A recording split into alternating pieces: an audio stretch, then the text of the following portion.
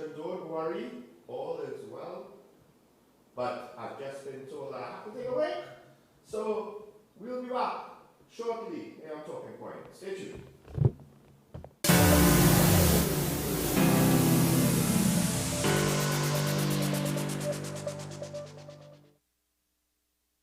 Kenny Sports Center is having a Grandfather's Day sale. From now until Sunday 18th June, get an amazing 20% off everything. You heard right, 20% off everything in store. Get all your top brands like Adidas, New Balance, Kinetic, and a lot more. Visit any of our branches today: Port of Spain, West Mall, Long Circular Mall, Trinity Mall, and Carlton Center San Fernando for this amazing 20% off sale. Happy Father's Day from Kenny Sports Center, where dads are appreciated.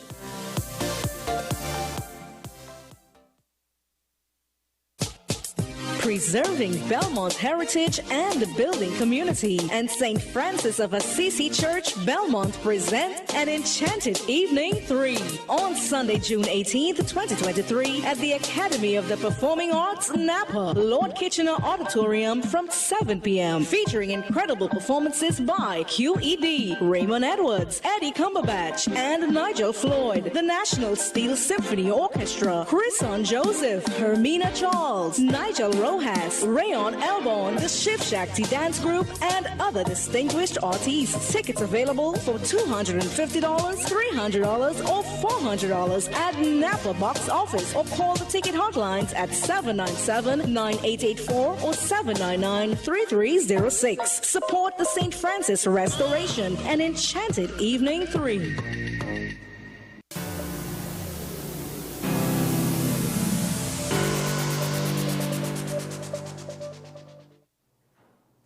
Morning, folks. This is Talking Point here on WSN, your content capital. Sean Michael Small, of course, continuing during my co-host's absence. And there are quite a few things happening in news. One of the things I didn't plan to speak about, but I'm compelled to just mention and acknowledge the WHO director. He gave some praise to our nation, which I think a lot of people would look at with a lot of skepticism. And as I mentioned earlier this week, actually, I think this is a case study where communication to the public on a very technical and complicated situation proved to be a challenge. And at the end of the day, I appreciated most of how the government dealt with the COVID-19 situation, except the part about the porous borders. That have great issue with, since they denied access to our own citizens to return home during the pandemic and left them stuck, abandoned, and stranded to wherever they found themselves at the unfortunate moment. So it's an interesting situation, one of the overall net positives, I would say. And I would just like to reiterate again what I thought was good work done by the Ministry of Health, mistakes notwithstanding. For all intents and purposes, we came out of it pretty reasonably when you compare us to other parts of the world. However, enough about that. We have some other things to get into. Some ideological questions I want to pose with today's daily review. Let's go.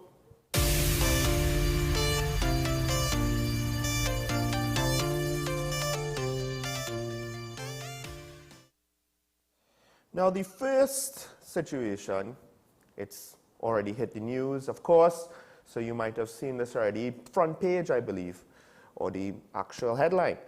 The trafficking list upon which we found ourselves in Tier 2, I believe in last year's list, and now we've maintained that standing, mainly because of the same reasons. We have legislation we haven't convicted anybody with, despite the fact that it's not as though anyone is going to say we are devoid of human trafficking crimes here in TNT.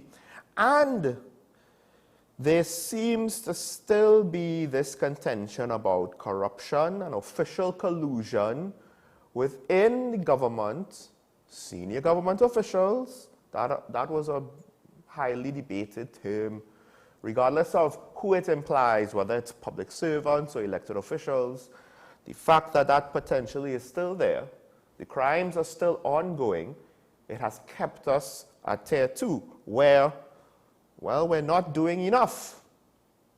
We're trying, but we're not doing enough. We're not doing even the minimum, I think is the term used, in order to get out of tier 2 status, the minimum to try to eliminate trafficking.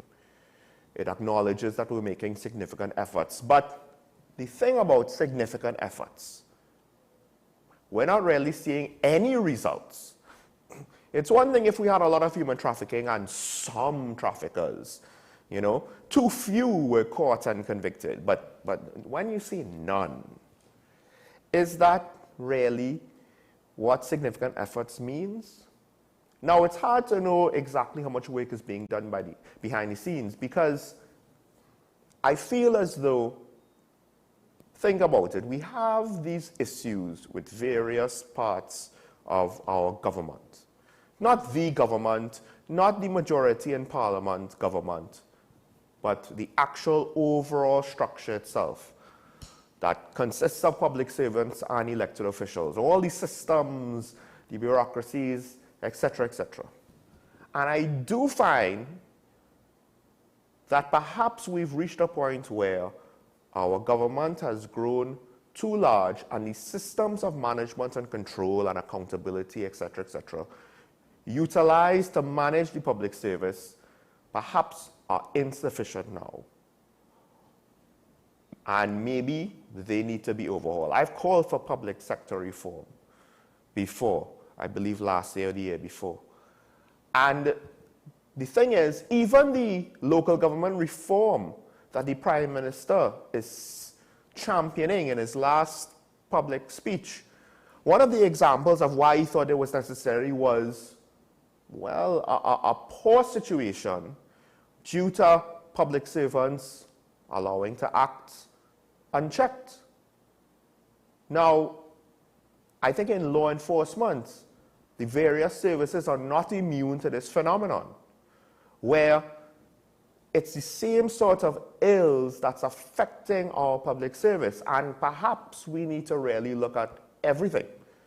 So the service commissions, the police service commission included, all of our national security apparatus, with regards to hiring, firing, promoting, training, all of these things, but also with regards to the civil areas of government, right?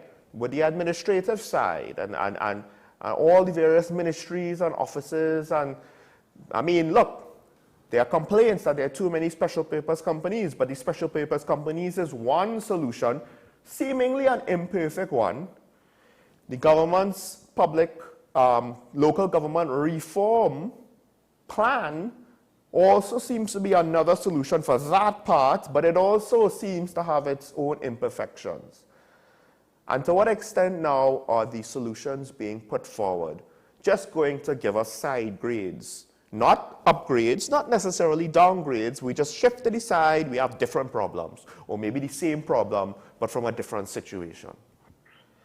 And the pity is what Karen said 2 weeks ago, where there was a plan, at least with regards to law enforcement, and going after corruption, and going after big money in crime, which means the people at the top, not the people at the bottom, by using financial intelligence, by using tracking the money, right? By using the revenue authority, etc., etc. They had 3/5 majority to enact these things at the time, but not everything was followed through. Some of it, like the plans for the Coast Guard, radar and vessels and choppers, that overall, fleet of assets, well, that was dismantled by the incoming government. Meanwhile, some of the legislation was not passed, and was passed now by this current administration, but with simple majorities. Everything has a simple majority. And to what extent has the legislation been compromised, despite the fact that they say no, it hasn't? You pass procurement with a simple majority, I believe. If not procurement, at least with the gambling legislation, and now the property tax, and several other things. simple majority, are they going to be as robust as what you could have passed with a 3/5? The flip side is, would the opposition have participated? Would they have helped? And that's the thing. Like, when we have to kind of have these compromise solutions across the board. Look, even back in 2010, the Revenue Authority identified the fact that, look, we have certain issues with public servants. We need for this new Revenue Authority to ensure, if we're going after corruption, we have to have things in place to ensure that corrupt individuals don't get positions in the Revenue Authority, especially in the enforcement division of that authority. And the current situation kind of doesn't seem to really have similar stringent requirements in place. It has some of it, which is why we believe it's a contentious issue now with the two institutions that the Revenue Authority replaces. It's not automatic that you're going to get your job from Customs or from Inland Revenue automatically into the Revenue Authority. So I get it, I understand. They have provisions in place. Cool. But it's important, right? I mean, crime is an issue, right? And we just kind of keep going the way we're going. And now, human trafficking, same thing. We're not actually seeing anybody come up with good ideas to deal with the problems. They just, well, we put more money and we say we'll put all of our effort and we put 100%, 150%, 200%. Nothing changes. And we're not demanding for better. So I'm not entirely sure. What does the country expect? What do you want? Are you fine with this level of crime? You can't just say I don't like it and then expect the people who are in charge for the last 20 years, both sides of the aisle, to keep doing what they're doing and somehow things will be fixed. Yeah. Meanwhile, that Revenue Authority situation, switching to the second topic now. Sorry. The second topic actually is about, there's a growing black market, illegal trade of car parts and stolen vehicles. And apparently it's gotten so ruthless. Well, they know that you might have GPS or other anti-theft devices. They'll still take your car, take the part, and abandon the car because cost of parts are skyrocketing. And I wonder, to what extent is this a situation? And this theory was given by the TTPS at the press conference. And I think there's some merit here. It's not just the fact that crime is growing, but the fact that they'll steal a car just for a part. It means that the actual market, the legitimate market, things potentially are out of whack. They're unbalanced. And we've allowed it to get to an unhealthy position where now it's lucrative in a criminal sense just go after a single part. It's something to look at. I get it. The car dealerships, they don't want to store parts because they lose money. That's why things take so long, because they have to order everything. And at a time when international trade had some major hiccups after COVID, but we as a society don't demand better customer service enough. So they all get away with it. They all do it. And no one sees the incentive of trying to rise above his competitor, apparently. Because, hey, we just sit down and take it. Kind of like crime. Kind of like what I just said about crime. We're just accepting whichever government entity gives us. And the middle rate goes up and people complain to the heavens and they complain to the rain and they complain to the oceans and they complain to the clouds, but don't really do anything about it. Now, crime is finding new opportunities in TNT. Last thing, and I'll leave you with this. I can't go into it, but I did say about the new Revenue Authority, and it's in the courts where, the PSA and employees, they're trying to well, they don't want the Revenue Authority to go as is because they have concerns about job security. The latest avenue in the legal case is with regards to the judge and one of the lawyers involved. There's concerns about a conflict of interest. And I understand that. And I will be the first person to say, err on the side of caution, don't do it if there's a potential conflict of interest. Just look at what happened with regards to the president being sworn in, and then she awards her husband silk, and it just looks bad. And you could avoid that without giving her the presidency, with getting another candidate, right? I'll still say that perhaps we do need, as a society, to look at these things and understand that it's not so clear-cut. Like, it's not just an absolute thing where we just stamp out our conflict of interest. Because we are a small society, and to what extent now is the best candidate legitimately going to be dequalified because of such conflicts of interest? And will we now want to say, do we want that, yes, just don't consider them? And it's fine if that's what we actively think, but if we're just defaulting that because we haven't really thought it out or discussed it, I'm kind of not okay with that. I would like to see, and I don't even know if we really have a proper forum for this. This is something that perhaps will not really be properly discussed and debated. Parliament is a joke when it comes to these things most of the time. But I think it is something as a society that we need to make a positive, affirmative determination on. Because it's not automatic that every situation that looks like a conflict of interest is done in bad faith. Given how our society is and how our politics is, though I can't blame people for making that assumption. But to what extent does it hurt us in the other direction as well?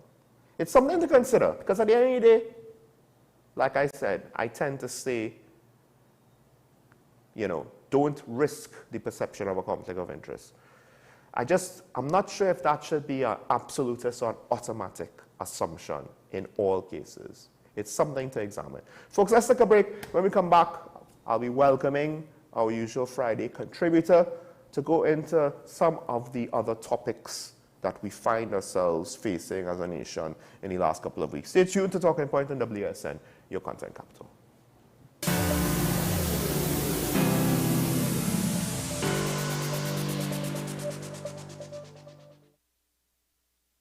Kenny Sports Center is having a Grandfather's Day sale. From now until Sunday 18th June, get an amazing 20% off everything.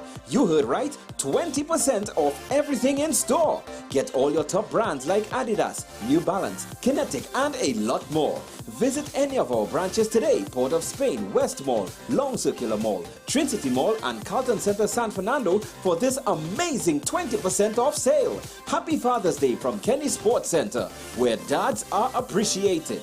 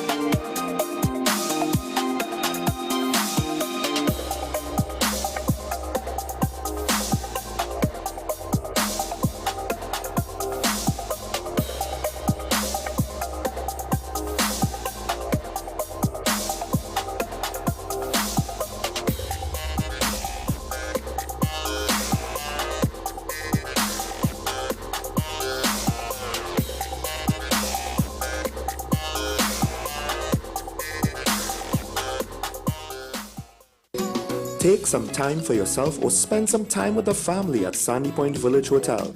Enjoy our various studio and suite apartments, self-contained with their own kitchenettes and Wi-Fi. We also have our famous 100-foot swimming pool and our beachfront restaurant, the Steak and Lobster Grill. And our location in Crown Point puts us near the center of activity, from the nylon pool to the local nightlife. Call us and make your reservations at 639-8533, 389-2378, or email us at sandypointvillagehotel@gmail.com. Every word, every line, every paragraph depicts a real moment in someone's life. A father, a sister, a mother, a brother. We at Newsday are dedicated to you, the people, and through independent, unwavering journalism, strive to always bring your stories to life. Because your stories are more than just words. Newsday, independent and credible. As Kevin Hart would say, damn! Why we have so much minors out on the streets? There's an after-school program happening there. Side women, don't give up. You know, you can become queen one day. Those companies who are currently looking for their money that they deposited in the Silicon Valley Bank, it's not there. ChatGPT is basically the start of Terminator. Our relationship with the colonial powers is like a relationship with a little bit of abuse that people like to stay in. And we remember how that was. Put in $100 and later tonight, you'll get back 3,000. I promise you. Or promise you not. Did you rent an accent while you were across there? When you're in the proximity of Donald Trump, somehow you adopt his aura. First of all, I thought the $200 would be more than enough. It's $200. I was a goat farmer. I had 3 goats. Yeah, 3 goats and 1 cow. You know the name? No, I don't. Right, Messi, LeBron, and Cristiano Ronaldo. And the cow named Haaland. I love Trinidad and Tobago now.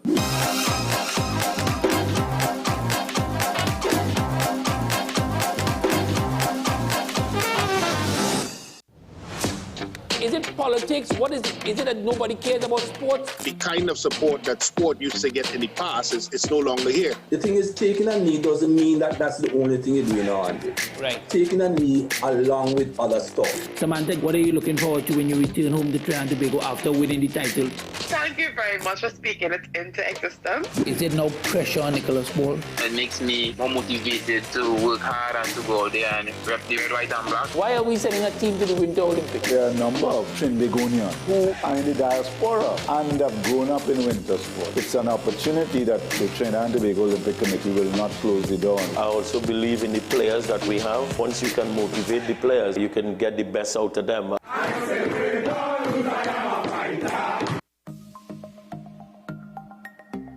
Knowing how to tell authentic is as easy as 1, 2, 3. Find it, match it, search it. Step 1. Find the style number on the tag. Step 2. Match the style number inside the jersey with the number on the tag. Step 3. Search it. A quick Google search of the style number will verify the jersey is authentic when the search results match the jersey being searched. Don't be fooled by counterfeit jerseys. Before you buy, remember to find it, match it, search it.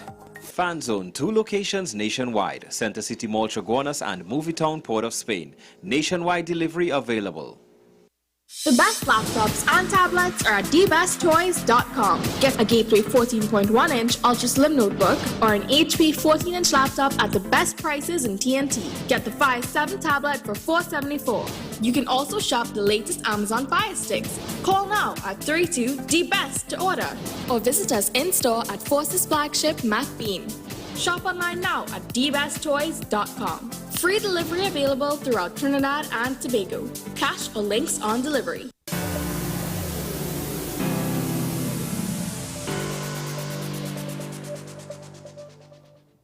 Welcome back, folks. Here on Talking Points on WSN, your content capital show. Michael Small, joined by Janelle John Bates, attorney at law, one of the youth influencers of our nation, positive influence. Hi, good morning. Morning. Good morning, good morning. So let's dive into it.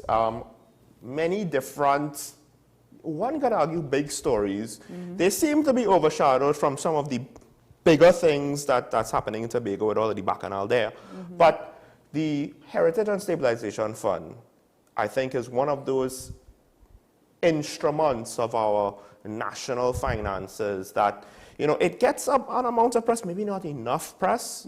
And recently, there have been, well, a combination of things happening. A report came out that it suffered losses at the end of the last quarter. They made background. We didn't necessarily know about it until now, and you had a interesting, to me, take on it that you just told me, so I'd like to share that with the audience. Well, my take on it is that we're having a delayed reaction. The loss was made last year. We're actually gaining ground now. The report was laid in Parliament in February, but we're now hearing about these losses. When I mean hearing about it, it's now taking up media space in June. We're in June, right? Yeah, yes. I'm losing track. So I feel, I don't want to say it's much ado about nothing, because hearing that we as a country, citizens have lost money is never a good thing. In my direct investments, if I were to open a statement and then saw that I lost a significant amount of money, I want to know why. So I'm not going to dismiss it, but we must understand that the investing in the heritage, the investment that occurs with the Heritage and Stabilization Fund is a long-term thing.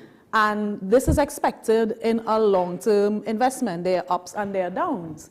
So when we are hearing about the down way after, and we're in a up, I have a kind of mixed reaction. It feels like I'm being annoyed or I'm concerned about something that done gone already.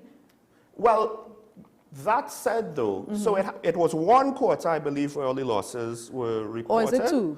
I'm not About entirely half, sure if it was only they gave the third and the fourth quarter report at the same time. Right. But I believe it was said that the losses were experienced in the fourth quarter. Regardless, I believe it's the same people managing the fund, you know, the year before. Yes. We had big gains, right? Despite the withdrawals, they were able to earn enough that it kind of maintained the fund at a reasonable level. You're talking about for 2021? Either 21 or 20. Yeah, well, I guess it would be 21, because I know yes. it was declining in 2021 already. There was some decline, but I don't know if the decline in I can't recall if the decline in 2021 was based on loss in investment or withdrawals because of COVID. No, those are different things. I think the decline was due to withdrawals. So when it came to the actual performance of the fund, right, you know, they gained back a lot of ground that the withdrawals took, which to me, the regret I have is, well, imagine if we didn't have to withdraw, the fund would be so much stronger. And we're talking about withdrawals from 2021 into 2022, and then we had the downturn in the global. These losses are losses on the investment. Investment, yes. Which that's the troubling thing, and maybe perhaps we kind of had so much success the year before, because I found that the reported figures were great, were incredible. It's like, I mean, investing is not supposed to be this easy. And maybe we were, you know, due to some bad luck. Now, economist Mala Dukaran, one of the things that she said was, well, it's supposed to be fixed assets 65%, and then you could, more volatile assets 35%. I do wonder if maybe somebody had the bright idea, and maybe that's, I don't know to what extent that's a requirement or if that's just a guideline. And maybe somebody thought, let's be a bit more aggressive for the HSF to try to grow it as quickly as possible. And it's just that in this case, it really, well, that's to put it very lightly. Well, I think that's the nature of investing. Now, I am not an expert in investment, but what little understanding I have, it's more of a, I would say, an art versus a science. There might be some science to it, but it's an art, and that's why there are losses and there are gains. Now, if it is by law or even by policy, the investment should have been a particular way. Now we see why it should have been that way, because the purpose of our Heritage and Stabilization Fund, well, it's threefold, but the two major things are to give us a cushion in downturn, when there's a downturn in oil prices, and also to be as an alternative income generating scheme. And the third thing is also to secure the future for our, you know, children financially. So when you have that sort of fund, because there are different ways that you can have sovereign. This is a sovereign wealth fund, right? Yes. And there are different ways that you can have that, different purposes. There's a savings side and there's an investment side where you're trying to gain money. So I can see you trying to balance those two things. You might have to play around in where fixed versus equity, and there's some playing around involved. So as I said, I don't want to cast aspersions or on those who are doing the investing, because I'm assuming these people, when I look at the board of directors, and I don't know how much they are involved in the investing, these people are experts in their area. And if this is the first time in the fund was there since 2007, the first time in all those 16 years that we've had a loss. I mean, how do you view, is that really a major thing in investing terms? I agree with you. I think people were calling out with the people in charge, and I'm like, well, hold on. But they had successes before, so we can't just say, well, oh, they did this thing wrong before, and now, you know, that means that they're absolutely wrong. I'm not willing to just jump to that conclusion, as you rightfully say. But the flip side is, consider this. If about half the fund, I believe, in actuality, half the fund was in fixed assets and half was in more equity, more investments. Sorry, more volatile investments. The fact that it lost like a sixth of its value, it probably means, and I could be wrong, I don't know, but the fixed assets are fixed, right? Yes. So it should whether it's up or down, you get this amount of money. I don't think anything extreme enough to mess with that occurred. You're right. So it means that really and truly from the volatile investments, we might have lost about a third. It was volatile. But then, as the minister would have pointed out, Mr. Imbert, when they noticed what was going on, they changed the way that they were investing. I can't remember the exact phrase. He said they invested in short-term fixed. Basically, they invested in a different way, and we have seen that it has borne fruit. We have actually gained ground. We've gained, what is it, 300 and something million? I think we're more than that. I have the figure. We've gained US 327 million in the last 6 months. So as I said, it happens. The thing is, how do you react when you realize there's a downturn, and it seems that they've made the right call, and now we're on the upturn.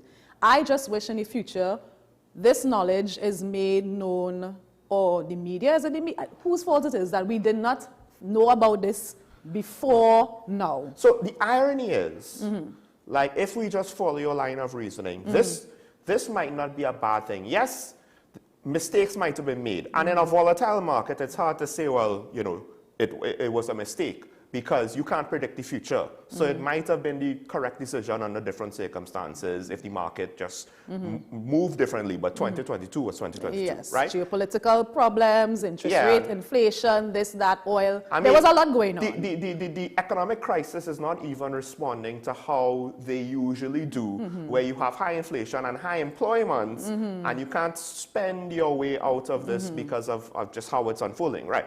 So it seems as though this is the best case scenarios for when things don't go correct. It's the situation is fixed. It's actually fixed. It's not just, well, it's festered and then it kind of, well, we eventually stabilize the problem. No, it's fixed in a quick hurry. Right. But the flip side is we're not being told about it, so it makes it actually potentially look worse than it is. But isn't everyone told about it? It was laid in Parliament in February. It was laid in Parliament within the required time by the legislation in February. But then what?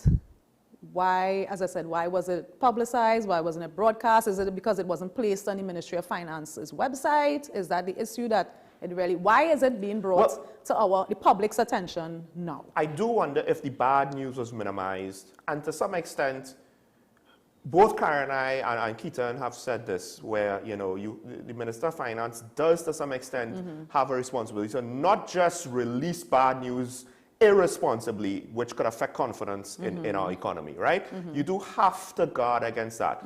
You have to balance that out with proper transparency. So I do wonder if this is a case where the actual mistake here is, well, I don't want to release the bad news, but then it comes out eventually later, and it kind of looks as though, well, why the delay?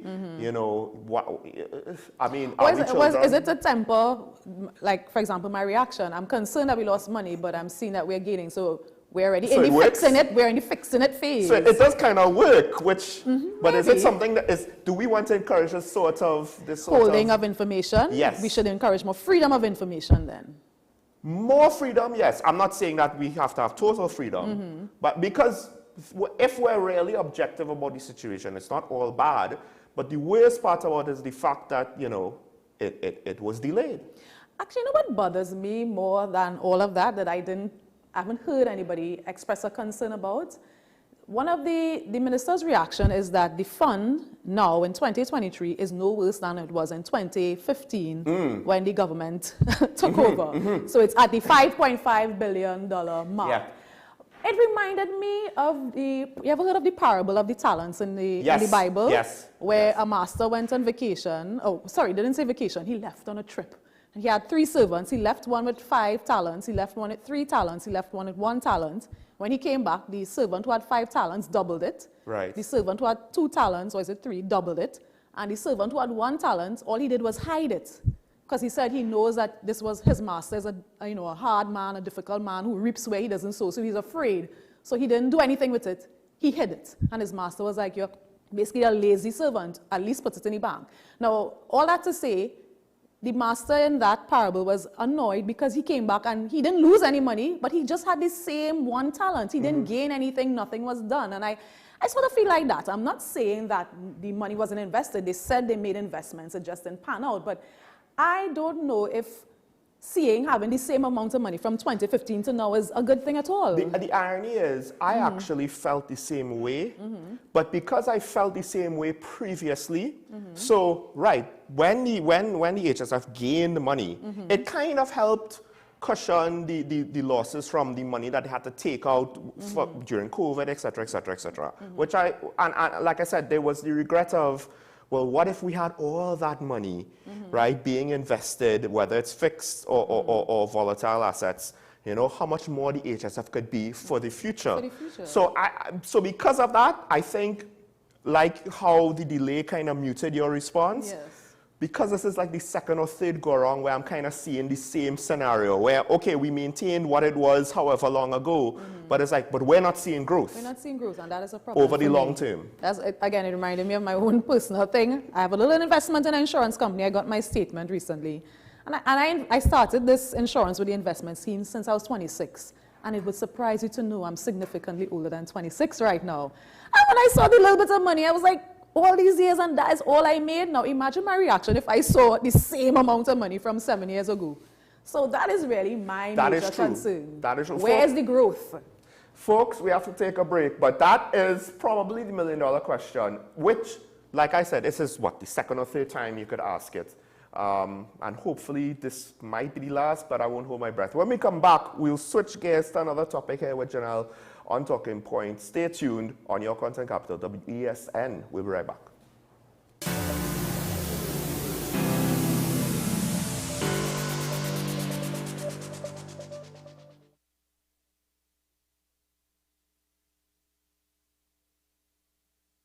Kenny Sports Center is having a Grandfather's Day sale. From now until Sunday 18th June, get an amazing 20% off everything. You heard right, 20% off everything in store. Get all your top brands like Adidas, New Balance, Kinetic, and a lot more.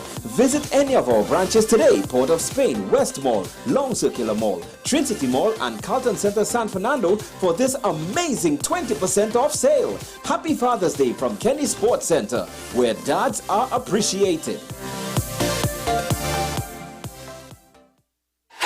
FanZone, your reliable, authentic supplier, has just gotten better. You can now visit our website www.fanzonett.com for your authentic wear and collectibles. The only place where you can use both your Visa debit and credit cards.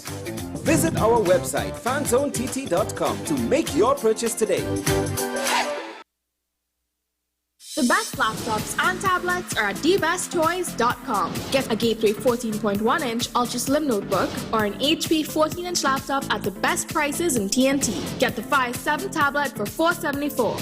You can also shop the latest Amazon Fire Sticks. Call now at 32-DBEST to order, or visit us in-store at Force's flagship Mac Bean.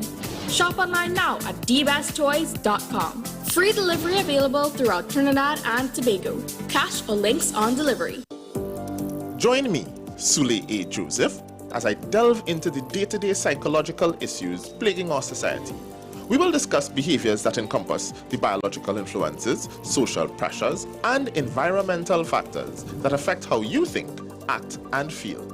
Site, Thursdays at 11:30 a.m., only on WESN, Content Capital. Join me, Dr. Nalini Kokram, on What's Up Doc, where we discuss all your burning questions concerning health.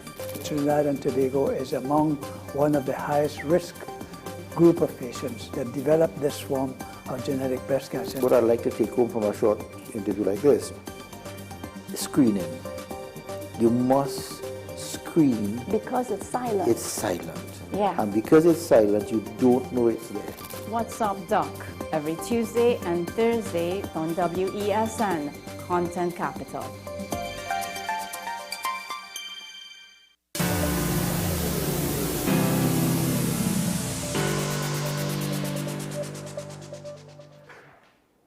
Welcome back to Talking Point, ladies and gentlemen. Sean Michael Small and Janelle John Bates. We were a little bit before the ad break, but it's fine. It's fine.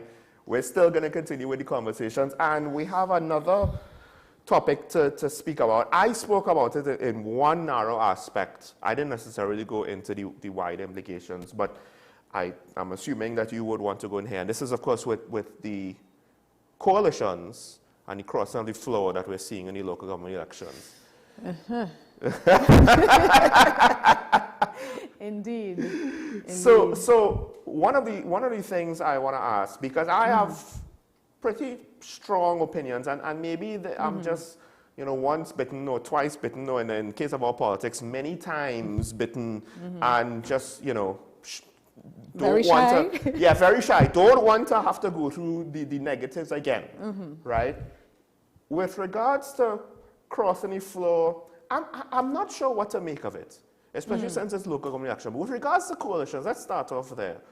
I don't know if I have much faith in these things, because I don't see the foundation. And even in other countries like in Europe and stuff, there's foundational ideological reasons for the alliances, and they don't pan out half the time. In TNT, I'm like, these are just convenient marriages. They are convenient marriages. I don't really have faith in coalitions in Trinidad, because in my short time on this planet, they have made no difference. To me, it seems that they normally align just to get out the party in power, and most time it's just to get out the PNM. That's it. And when they have achieved their goal, they don't seem to have any other common vision or ideology to take the country forward. So then they fall apart because it's infighting for power. Where does it leave the citizenry? We're back to square one again. So I really don't have any faith in coalitions in Trinidad. I found that also interesting, where generally, and I think we've spoken about this before, and it's come up again, and I think it's important to remind people again, because I believe back in when we had the 1818 tie, and I think that was an issue, at some point a third party sprung up, and their whole campaign was break the deadlock, vote us. And I was just like, and then what? Yeah, and nobody responded to it. And maybe that was a good thing, because there was nothing else there. Like, why are you a good alternative? And this is where now I am getting, maybe concern is not the word, but it's more like my opinions on our politics is coming to the forefront again, where we don't really have positions on things. I agree with you.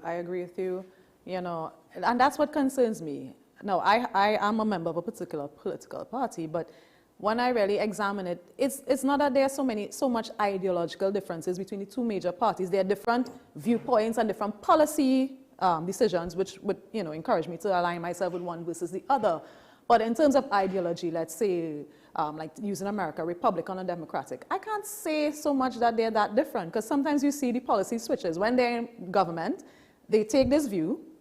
When they're in opposition, they sometimes oppose the same law that they would have agreed to. Let's take the Anti-Gang Act, for example. Yeah. When UNC was in power, they were all in favor of the anti-gang legislation. When they became in opposition, they were against it. So it seems that we just change our view and policies based on if we're in power or not, and with the whole goal of undermining the other party.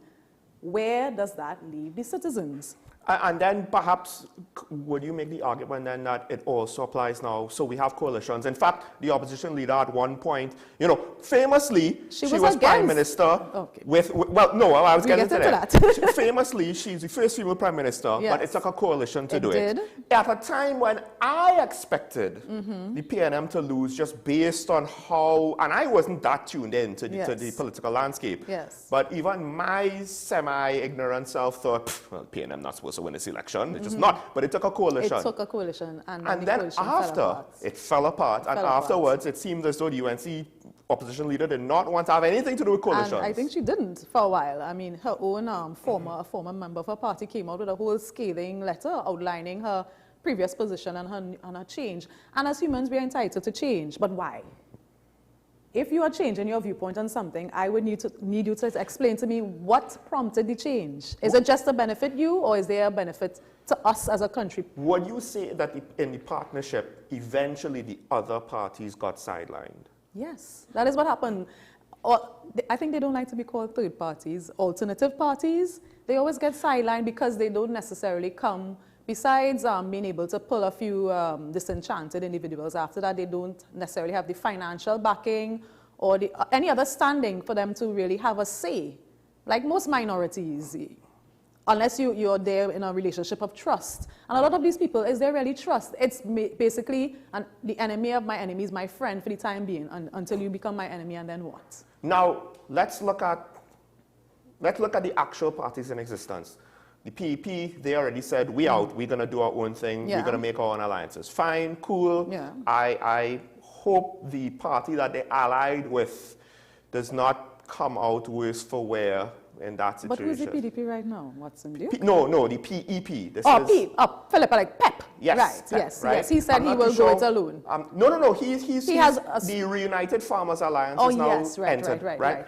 But okay, there's the NTA. There's a party that isn't getting much press now with some old guard individuals who I won't necessarily speak about, well, why? Just yet. Let's speak about Well, they haven't, so I don't know to what extent they haven't, you know, said what their intentions are in this sort of thing, right?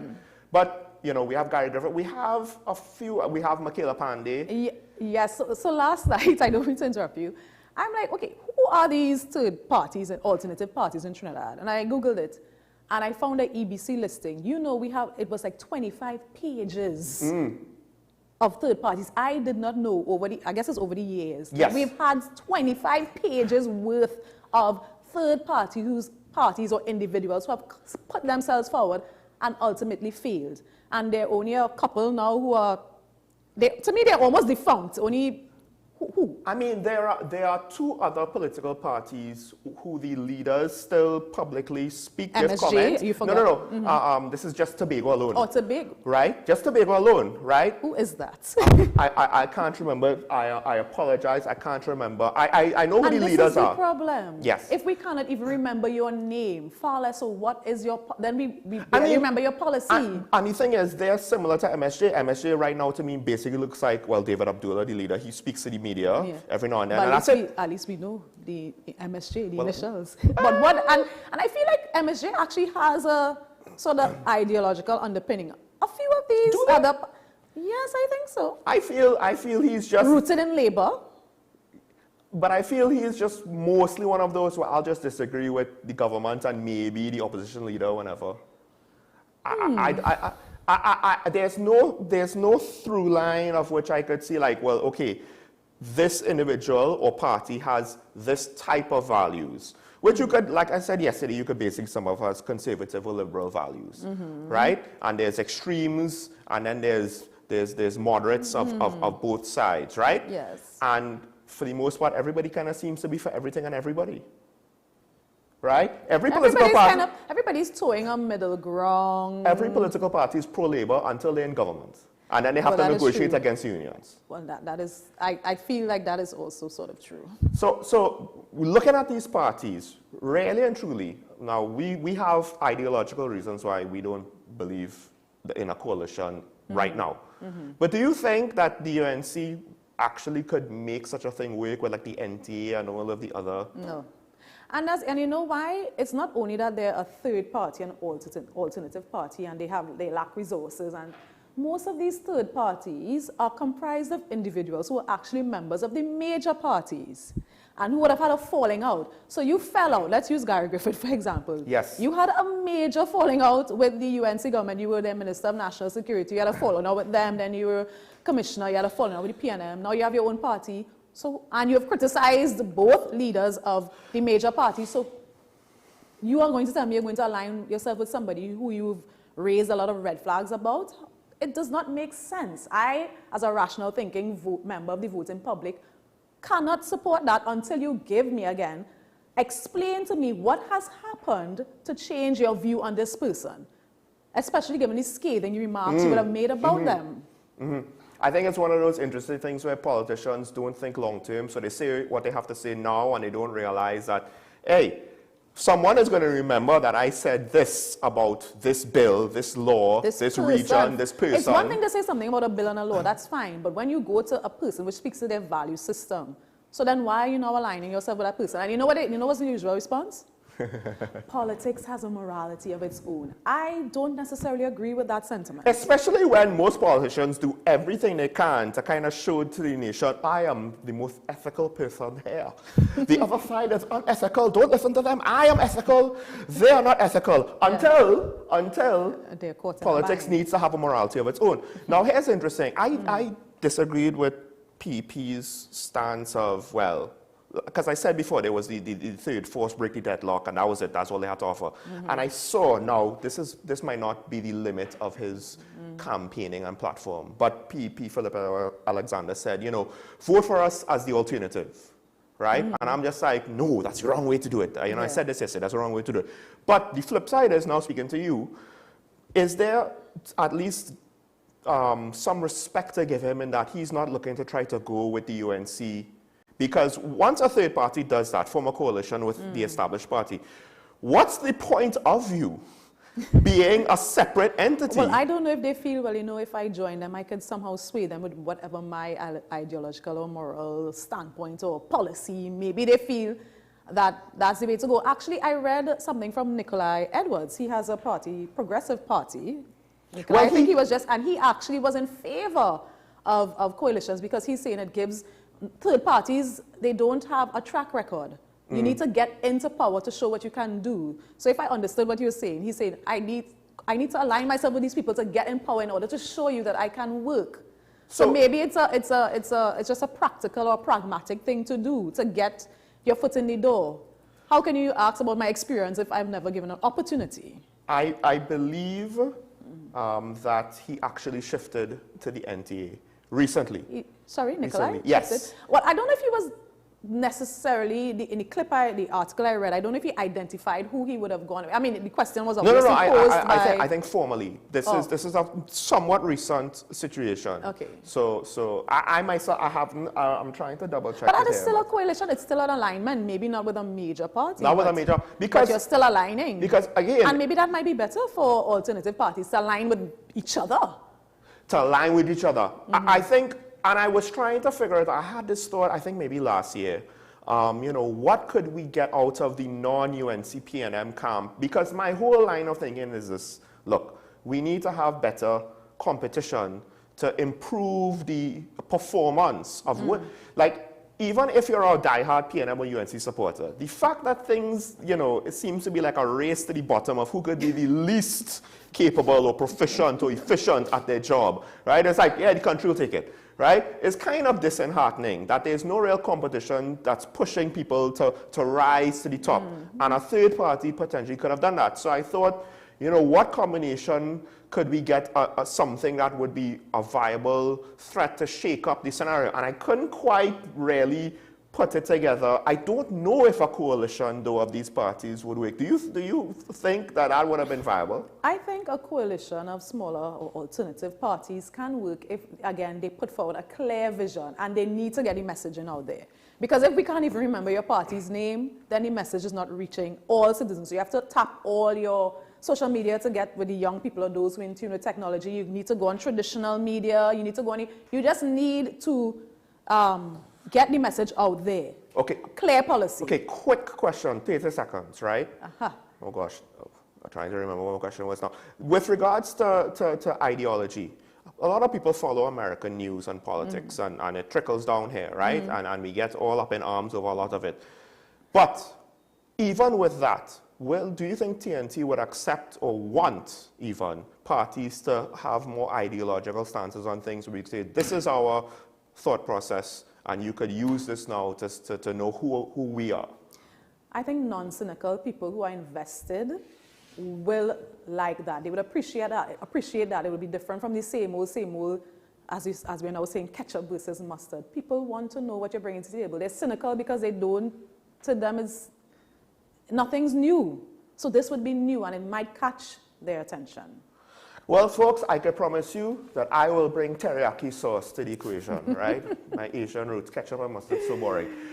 Folks, we have to take a break for news on the hour and return. Of course, we open the phone lines. Last chance for the week to get things off your chest. And maybe you might want to just air your disagreements with me, if you disagree with Janelle, right? But take it out on me. I could take it. It's fine.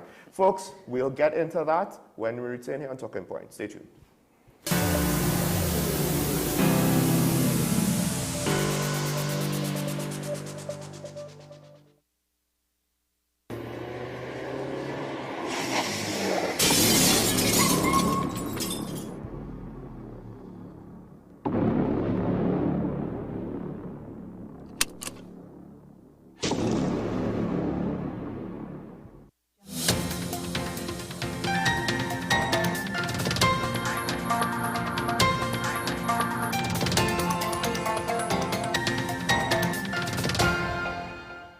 Here is the WESN News on the Hour. I am Sarah Ali. Thanks for joining us. Here are the headlines. Chief Justice met with the Prime Minister to address administrative and logistical strategies. Elite cyclist Nicholas Paul copped the gold medal in the men's keirin. PTSC in need of 500 buses to service its 163 routes. Regionally, NHC monitoring the tropical wave. And internationally, iPhone maker Foxconn to switch to making cars. Now for the details. Several immediate interventions were identified and agreed on when an executive management team from the judiciary headed by the Chief Justice met with the Prime Minister on Wednesday. Selected members of the cabinet were also present to discuss matters pertaining to the administration of justice. The meeting addressed administrative and logistical strategies to bring those components of the justice system under the control of separate arms of the state into more effective alignment and speed up justice delivery. The judiciary said the meeting ended with a commitment to meet periodically to ensure that progress remains on course. Team TTO's elite cyclist Nicholas Paul took the gold medal in the men's keirin at San Juan, Argentina on Thursday. Paul won his heat in the semis and now has won the finals, with Tijon Enfar of Suriname taking second place. Adding this gold medal to his silver medal won in the men's team sprint on Wednesday. Kwesi Brown, however, kept pushing while trying to avoid a fall. He placed in 6th position. The Public Transport Service Corporation says it is in need of about 500 buses to properly service all of its 163 routes across the country. However, at present, the PTSC has 160 to 170 working buses. At present, 79 routes are serviced by the corporation. This was disclosed by Vice President Chairman of the PTSC, Robin Rampersad, during a sitting of the Public Accounts Committee meeting this week. The new buses are expected to begin arriving in the second quarter of next year. Regionally, the U.S. National Hurricane Center said it is monitoring a tropical wave in the eastern tropical Atlantic Ocean. The NHC said the tropical wave has potential for further development. In an advisory on Thursday morning, the NHC said the disturbance is forecast to move off the west coast of Africa later Thursday and early Friday. NHC said in its forecast that environmental conditions are expected to be conducive for gradual development of the system while it moves generally westward to west-northwards at 15 to 20 miles per hour across the eastern and central tropical Atlantic during the early to mid part of next week. Internationally, iPhone maker Foxconn is betting big on electric cars and redrawing some of its supply chains as it navigates a new era of icy Washington-Beijing relations. In an exclusive interview with the BBC, Young Leo highlighted what the future may hold for the Taiwanese firm. He said even as Foxconn shifts some supply chains away from China, electric vehicles are what will drive its growth in the coming decades. As U.S.-China tensions soar, Leo said Foxconn must prepare for the worst. Well, that's news to the hour on WESN. I am Sarah Ali. Thanks for watching.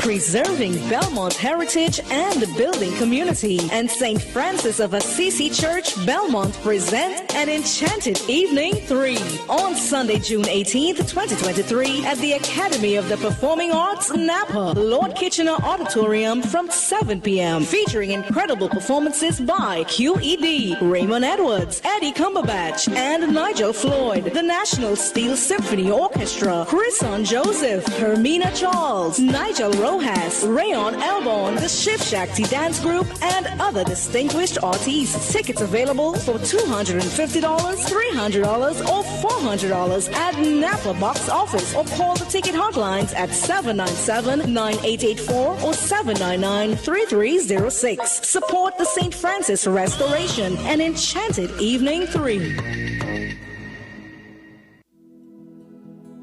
We invite you to our 7th National Day of Prayer as we stand in the gap for the protective services of our nation, Trinidad and Tobago. Join us on Monday, June 19th from 2 p.m.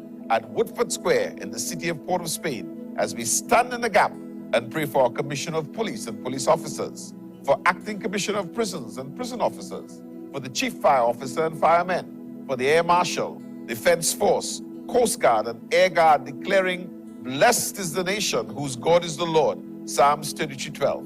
It's our 7th National Day of Prayer, Monday, June 19th, 2 p.m., Woodford Square, Port of Spain. See you there.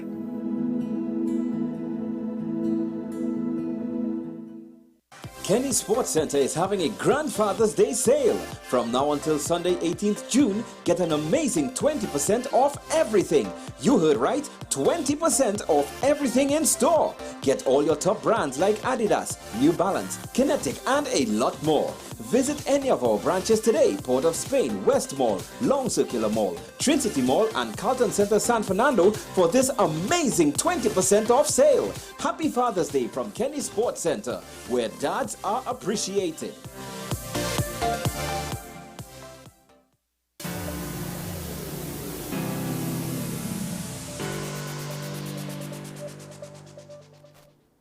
Welcome back to Talking Point. Sean Michael Small with Janelle John Bates here for the question segment. Folks, please try your best if you get any difficulties with the phone line today, because the young lady said that if anything goes wrong and we don't get calls today, she ain't gonna come back for the phone call segment. So if you want to engage with her, bright young mind in TNT, call and do so. But I do believe that you have an important message to give to the nation. I do. I want to take this time to wish all the fathers, especially my father, a happy Father's Day. Father's Day is this Sunday, and I hope the fathers do feel appreciated and enjoy their day. Should I be wishing you happy Father's Day? No. Not even a pet, not even a dog? No. We have had 4 dogs, and I think we've reached. I don't know if I could deal with the life cycle of another pet. Oh yeah, they do pass. Yeah, yes. and that's kind of rough. That's kind of rough. So we have a call on the line. Well, the phone line is not even up on the screen, so if you could get that, but we do have the call in the meantime. Good morning, caller. Morning, Sean. Morning, Mrs. Beats. Good morning. First, the question firstly for Ms. Beats, and you can answer it after. Are you a member of the People's National Movement? First off, let me just get that out of the way. I would like you to answer that if you would like to. Secondly, the HSF. When you look at the HSF reports, normally comes out about 6 months after. So the last HSF report I had looked at was the one for July, September. And there was a trend coming that the HSF was losing money. And I wasn't that concerned because of the international climate. I mean, and if you follow those things, you would not be concerned. I was indeed surprised that the HSF went up in the last quarter by $427 million, which was heartening. So that is not, I'm not, the fact about the reporting and that type of thing, it normally comes out about 6 months after the period. So that wasn't an issue for me. And it shouldn't be an issue. I mean, if the media not following that up, fine. But those are things, I follow it. It's not a surprise every time. Thirdly, you all talked about third parties and coalition. Coalition seemed to not have a good ending in Trinidad and Tobago. The first coalition was Mr. Pandey and Mr. Robinson under the NAR. That exploded. The second one was with Kamala Prasad Bisasa and in 2010 that exploded as well. You see the ending that they lost election. Now the issue is we have had third forces before, and those third forces seem not to. It's about power. Politics is about power. Getting into power. When we had the NAR, with Mr. Mr. Dukaran got 146,000 votes in this country and did not get a seat.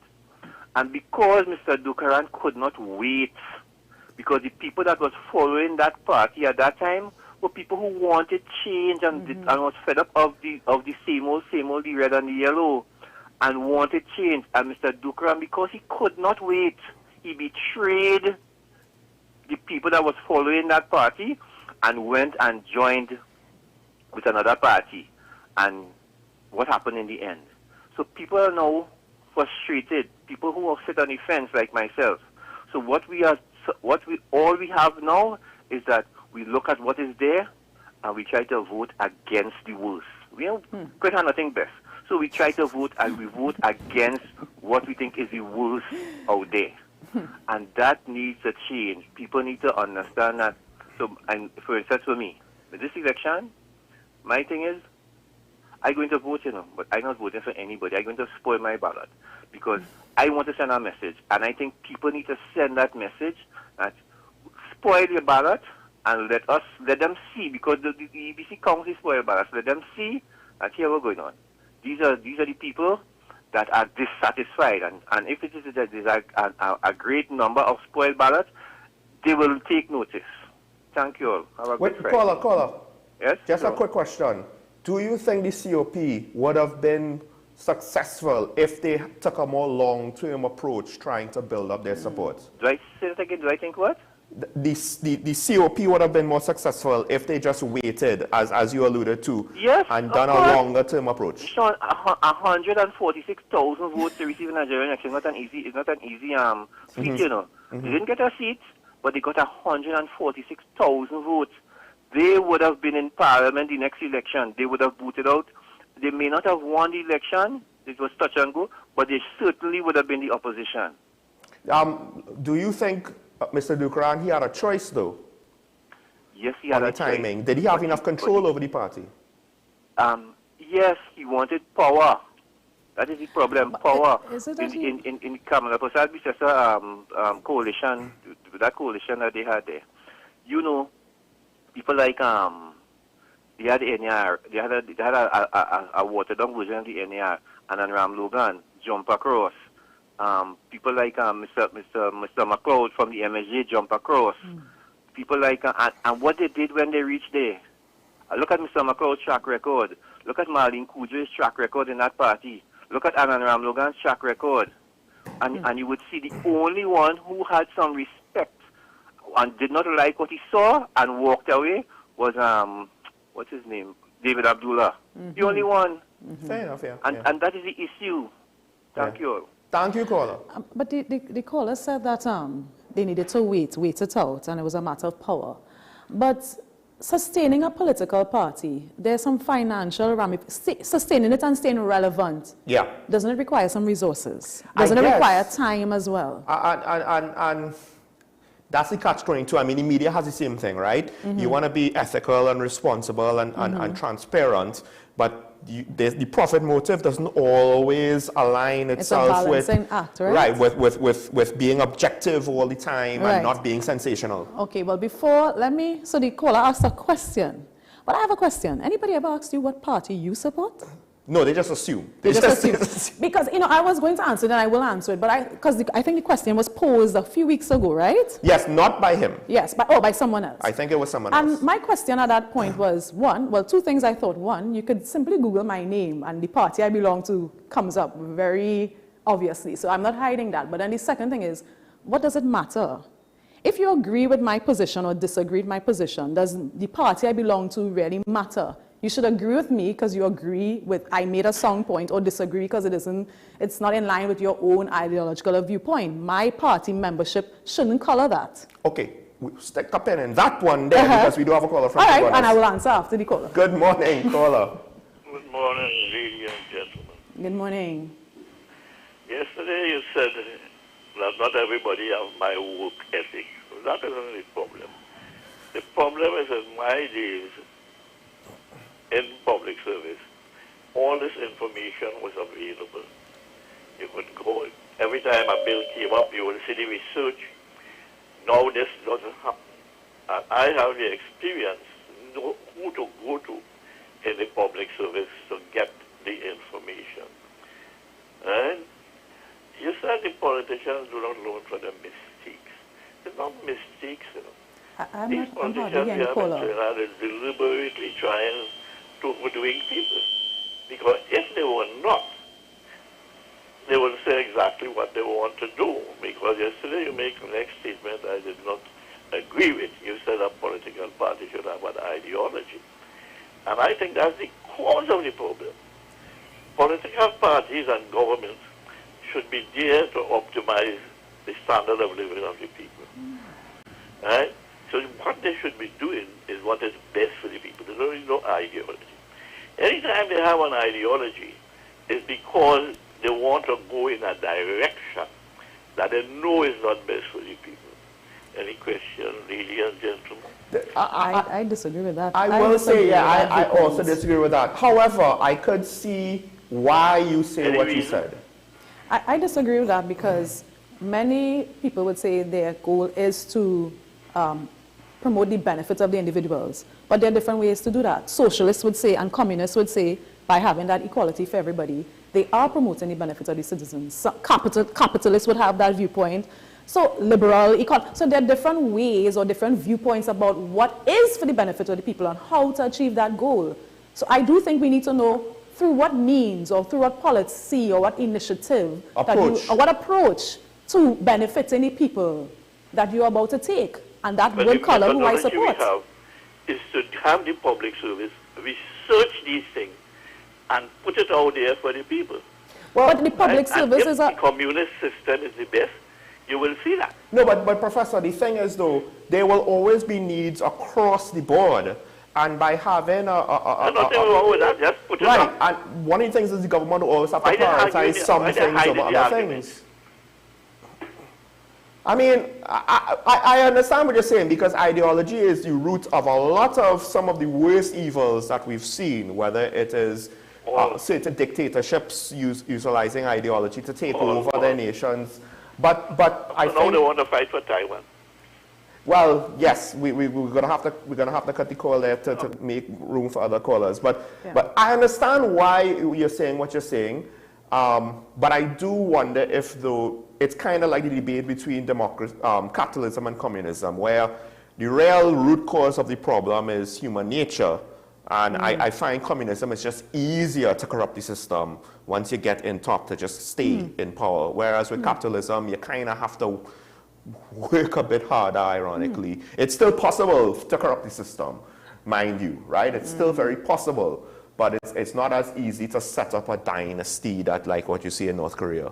I guess so. So. Well, I guess I should answer the question now, right? Now that we have time, or we have another caller? No. I think we have time. So to answer the caller's question, I am a member of the People's National Movement. But being a member of the People's National Movement does not prevent me from having thoughts and opinions of my own that has nothing to do with the party's policy or approach. Well, that is an interesting topic right there, because I will want to come to the defense of the caller's implications, because usually that is not the case. Usually, no one dare step out of line from party position. Well, I guess it depends on how high up the food chain and what you feel is threatened. I guess people have a lot to lose in their mind. Maybe I just don't have a lot to lose. So we have a caller from Dabity. Good morning, caller. Very pleasant morning. Good morning. Wonderful program. I want to first agree with the whole ideology of parties. I think that is a wonderful point, and I'm in total agreement with you. I think the professor laughed a little bit this morning. With respect to the young lady who is my colleague in the same political party I support, your viewpoints should be biased. So don't say it would make a difference. Whether it's direct or indirect, your viewpoints would be biased at some point in time. So, being a professional, I admire the point of view that you would have raised. I'm looking forward, folks, to you're changing the persons that you normally bring on the program. Let's get some of the grassroots people on your program now. You all have been bringing people. No, I don't mean the young lady. I'm going to say, should I be offended? Should I be offended? Change the view as we tired see them. No, I'm referring, your co-hosts know exactly who I'm talking about. They normally bring people like Lakshmi Diyal and a lot of these UNC and UNC people and them on the program. Many times I've asked them to bring on somebody from the People's National Movement and more grassroots. And you understand what I mean by grassroots because they have been on the ground and they know what I'm talking about. So let's see if we could get a little change now. We are not afraid to come on the program, and I think that our point of views are very valid. So you'll have a nice day and a wonderful program as usual. Well, caller, I would just say this. If you're volunteering, that's one thing. Part of the problem with grassroots people is it's not so simple to like identify who would be suitable. And suitable is not qualifications and big names, but you want somebody who would have a certain amount of articulation and thought in what they're going to say. And it could be the perspective of a fisherman or a farmer or a shop owner or a laborer. His actual professional qualifications doesn't necessarily matter. But that doesn't necessarily, it's still kind of difficult to identify, well, who is going to make a good interview that's going to represent whether it's his area, his socio-economic brackets, his profession, accurately. So I'm all for it, but at the same time, because of the nature of the show, it could very easily now, if you just kind of take anybody off the street, that it could kind of devolve into a bacchanal situation. Well, spice it up. Somebody told me this morning that, I should spice it up a little bit. So maybe that's what the callers want, Go and interview somebody else. Pull them off the street. You might get some interesting viewpoints. The reason why we don't have too many PNM people, and to the team's credit for AM Prime, they've been able to get a few. Keaton had Dr. Emery Brown. Foreign policy is one of the few bright spots, I say, of this government. So he had Dr. Emery Brown. And we've had the Minister of Public Utilities a couple of times on Talking Point and on AM Prime. So we've had them here and there. Generally speaking, though, I think it's similar to what's going on in THA right now. There's this overall philosophy of let's just not say anything. But Surely, I don't believe I'm here to give the PNM perspective. I'm just here to give, I hope it was a youth perspective. A little bit of both. But I'm here to give my own perspective. To be fair, it was not that to be fair, it wasn't that you were a PNM person. You had your own opinion. But it was a plus that, let's just say you weren't a UNC person, so that... So give a little balance? To give a little balance, so at least so people won't complain. Because I understand, we can't get more people from the opposition. It's easier to get them, and we refrain from doing so because we don't want to overdo that perspective. Because when they don't come with the nonsense that they come in Parliament here on the show, so I can't pick a fight with something that happened last week. Sorry, caller from Petit Valley, I've been keeping you waiting. Good morning. Good morning. Morning, Sean, and the young, beautiful lady there. What is the point of asking the young lady what political party she addressed?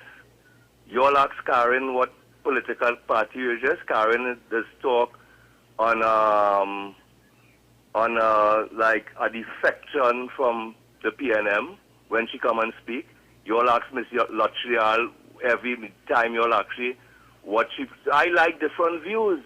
You all ask if Sean and Caton is PNM or UNC. What is the point? And I like different views. If she's a PNM, so be it. The program is balanced. What is the point? What political? I would not have answered. Because I have different views on the show. You all ask Mr. Leasing what political entity he think when he come and spouse all this thing he said. Let's have different views on the program. Have a nice day. Thank you, caller. Now, I understand what you're saying, which is why when the question was asked and you weren't here, we didn't want to answer it for you, right? Because it is true that you should be judged on the merits of what you say, and not, that is how I view not the it. messenger. It's not, to me, it's not about what party I belong to. Now, to be fair, you know, somebody else in the PNM did acknowledge that, look, there is the chance of biases coming in. But then you assess what I say based on what I said again. If it aligns with a PNM viewpoint, it does. If it doesn't, I still don't see how that changes whether or not you agree or disagree with the stance I take. And if you feel my stance somehow sounds like a PNM stance, well, that's just what it is as well. Well, I think we're going to get... No, well, I mean...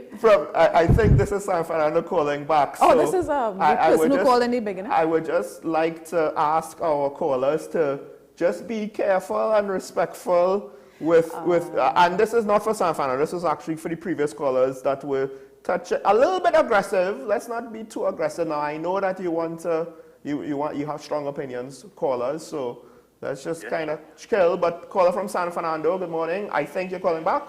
Yes, good morning. Again. You hear me? Yeah, we hear you. Yes, Mrs. Bates. John Bates, yes. The reason I asked that question, it was for full disclosure. And let me tell you why. I have looked at you on as a youth influencer. I have not Googled you, right? But I have been following you, looking at you. And you seem to be the right thing that we're looking for. Right? You seem to be the right thing that the country needs, just like Keaton and Sean. And all I wanted was, for transparency's sake, that you declare that because you when I looked at you, sometimes your views seem to slant towards the PNM, and I did not want for you to come on. I want it to be done earlier than later, because you know what happens when these things comes out later, and they say, you know, she was a PNM and they wasn't saying that on the program. So it was just about full disclosure. I am not against a PNM person on the program, you know. Of course, we have diverse views. Of course, Karen, we know Karen went up against the political leader PNM just recently here. So we know that. So it is not as if when you have PNM people on is a demerit. But I just wanted full disclosure. Yeah, I think that's an interesting viewpoint, because I was actually interviewed by Mr. Johnson a couple months ago from a P&M perspective. So I didn't see it as a matter of being hidden or full disclosure, because I was interviewed here. There's a phenomenon on this very show where if we start off the week criticizing one side of Parliament and we end the week criticizing the other side, we'll be accused of being biased, right, for whichever was the most recent thing.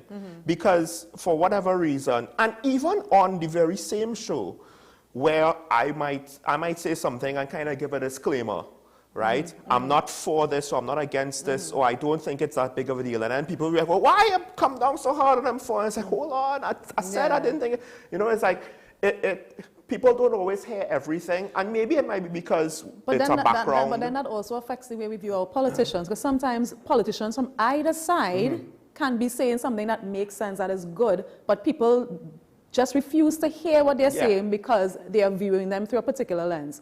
So Ms. Lakshmi Dayal Singh may be saying something that I might agree with, but other people, they can't find themselves agreeing with it because, well, she's a UNC. I don't view it that way. I look at what you're saying rationally, logically. Are you making sense, and is what you are saying to the benefit of the country? That's how I tend to view individuals. And I think I wasn't really thinking it that far, or maybe I just didn't want to bring it up or didn't know how to bring it up, but what the caller said made a lot of sense though, in the sense of, it's not just, he might not have necessarily asked the question for himself. He's asking the question because this is what he feels you need to do. Declare it up front so that other people won't question it. Because, well, I hope you make all your guests declare their party position, eh? Well, it's up to them. It's up to them. Although the example of Gianti, though, I found out was kind of a little... She's obvious. She's a UIC senator. I mean, I call her opposition senator, so technically I am declaring her political affiliation. As I said, I have no problem. It's literally, if you Google me, it's all there for everyone to see, so... That said, folks, who knows? Maybe Sanfano is correct. She's what we need in the next generation of politicians. I would take that as a compliment. Also, everybody calling me young. I really take it's just that I take that as a compliment. I would like to reiterate the point as we close the show that this is the exception to the rule. Too many young professionals, and I think you know this from people that you know and how much they take on with current events, which is to say not. A lot of the young people I know, professionals, are not concerned. But a lot of I've been told by more than one individual that participate in things like youth parliament recently, right? A lot of people who do that, they're not interested in going into actual politics either. So they're there in youth parliament, they're there learning and debating and going through the practices and being a good example of what the youths of tomorrow, what they could be, you know, as they grow up. But those examples, that potential, is not going to be realized. Why? Because the system is just broken. So I will leave that thought with you folks for over the weekend. The system is not conducive for our young people to come up through the ranks and to make that change, to be the tomorrow that we want to see, the brighter tomorrow. Why is that? And what could we do to maybe start the fixing process? Maybe we could get some answers next week. But happy Father's Day. Happy Father's Day. We will see you next week, Tuesday. Third long weekend in a row. Yes. Lucky. Bye-bye, folks. Have a good weekend.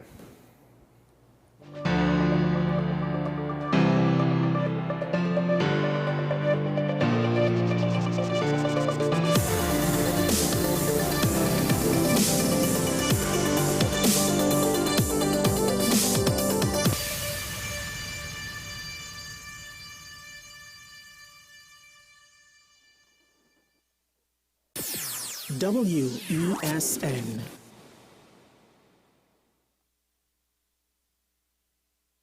Kenny Sports Center is having a Grandfather's Day sale. From now until Sunday 18th June, get an amazing 20% off everything. You heard right, 20% off everything in store. Get all your top brands like Adidas, New Balance, Kinetic, and a lot more. Visit any of our branches today: Port of Spain, West Mall, Long Circular Mall, Trinity Mall, and Carlton Center San Fernando for this amazing 20% off sale. Happy Father's Day from Kenny Sports Center, where dads are appreciated. preserving Belmont heritage and building community. And St. Francis of Assisi Church, Belmont present an Enchanted Evening 3 on Sunday, June 18th, 2023 at the Academy of the Performing Arts, Napa, Lord Kitchener Auditorium from 7 p.m. featuring incredible performances by QED, Raymond Edwards, Eddie Cumberbatch, and Nigel Floyd, the National Steel Symphony Orchestra, Chrison Joseph, Hermina Charles, Nigel Rojas, Rayon Elbon, the Shift Shakti Dance Group, and other distinguished artists. Tickets available for $250, $300, or $400 at Napa Box Office, or call the ticket hotlines at 797-9884 or 799-3306. Support the St. Francis Restoration and Enchanted Evening 3. We invite you to our 7th National Day of Prayer as we stand in the gap for the protective services of our nation, Trinidad and Tobago. Join us on Monday, June 19 from 2 p.m. at Whitford Square in the city of Port of Spain as we stand in the gap and pray for our Commissioner of Police and police officers, for the Acting Commissioner of Prisons and the prison officers, for the Chief Fire Officer and firemen, for the Air Marshal, Defense Force, Coast Guard, and the Air Guard, declaring, "Blessed is the nation whose God is the Lord." Psalm 33:12. It is our 7th National Day of Prayer, Monday, June 19, 2 p.m., Woodford Square, Port of Spain. See you there.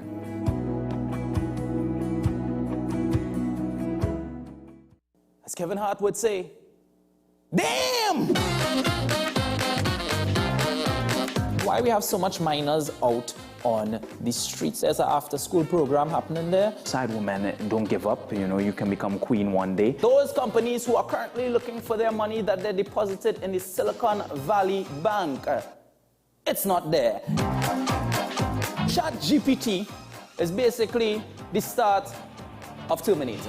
Our relationship with the colonial powers is like a relationship with a little bit of abuse that people like to stay in. And we remember how that was. Put in $100 and later tonight, you'll get back $3,000. I promise you. I promise you not. Did you rent an accent while you were across there? When you're in the proximity of Donald Trump, somehow you adopt his aura. First of all, I thought the $200 would be more than enough. It's $200. As a goat farmer, I had 3 goats. Yeah, 3 goats and 1 cow. You know the name? No, I don't. Right, Messi, LeBron, and Cristiano Ronaldo. And the cow named Haaland. I love Trinidad and Tobago, you know.